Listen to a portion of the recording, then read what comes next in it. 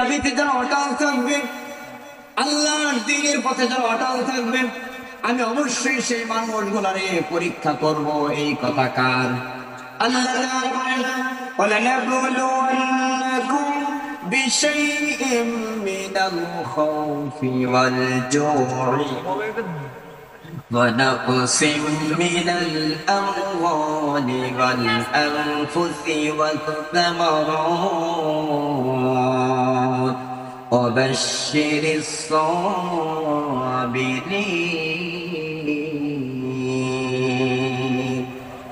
আল্লাহ আমার দ্বীনের দাবিতে যারা বিচল থাকবে, অটল থাকবেন, আমি তাদেরকে জান দিয়া পরীক্ষা করব, মাল দিয়া পরীক্ষা করব, ভয় দিয়া পরীক্ষা করব, এমনকি জীবন দিয়েও পরীক্ষা করব। এ কথা কার? এখন আমরা দ্বীনের পথে চলতে গেলে জান মালের ভয় আছে না নাই? আল্লাহ বলে অবশ্যই করব, লামে তাকিদ, অবশ্যই করব। তাহলে বোঝা গেল দ্বীনের পথে চলার কারণে সম্পদের ক্ষতি হবে, মালের ক্ষতি হবে, জানের ক্ষতি হবে। এরপরও কি নাস্তিক জালেম তাগুতের কাছে মাথা নত করতে হবে নাকি?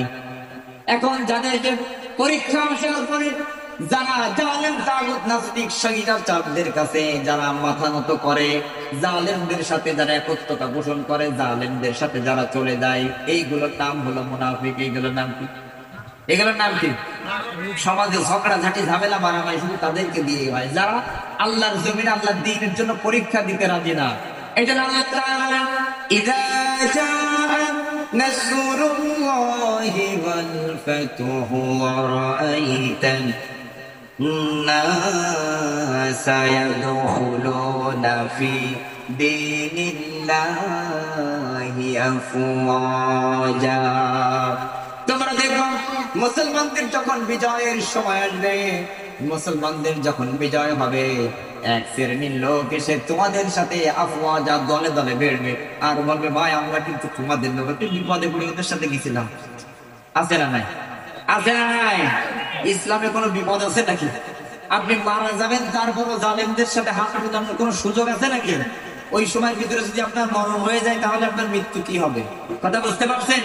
কাজেই খবরদার, জীবনে হতাশার সময় আসবে, জীবনে হয়তো আল্লাহর দ্বীনের জন্য মারাও যেতে হতে পারে, তবুও জালেম তাগুত নাস্তিক স্বৈরাচারদের কাছে মাথা নত করার কোনো সুযোগ আল্লাহ তাআলা বলে, বান্দা শুধু তাই না, তুমি জেনে রাখো, তুমি যতই মানুষদের সামনে যা বলো না কেন,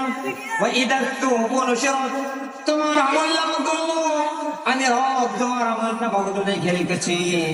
আমি যখন তোমার আমলনামাগুলো সব আমি লিপিবদ্ধ করেছি। তোমার আশপাশে কতজন ছিল তুমি জানো না, তোমার আশপাশে কতজন সিসি ক্যামেরা তোমার পিছনে লাগানো ছিল তুমি জানো না। আল্লাহ বলে, এই দুনিয়ায় আমি তো স্বীকার করার আগে কাই পাতা করোনা বিল্লাহ, ওই আল্লাহকে কেমন অস্বীকার করো? তুমি তো মরা ছিলে, কার কথা? আল্লাহর কথা। তুমি তো মরা ছিলে, আমি তোমার জীবন দিয়েছি, এই জীবন পেয়ে লাফালাফি করো না। তুম্মা ইউমীতুকুম, আবার আমি তোমাকে মারবো। তুম্মা ইউহয়ীকুম,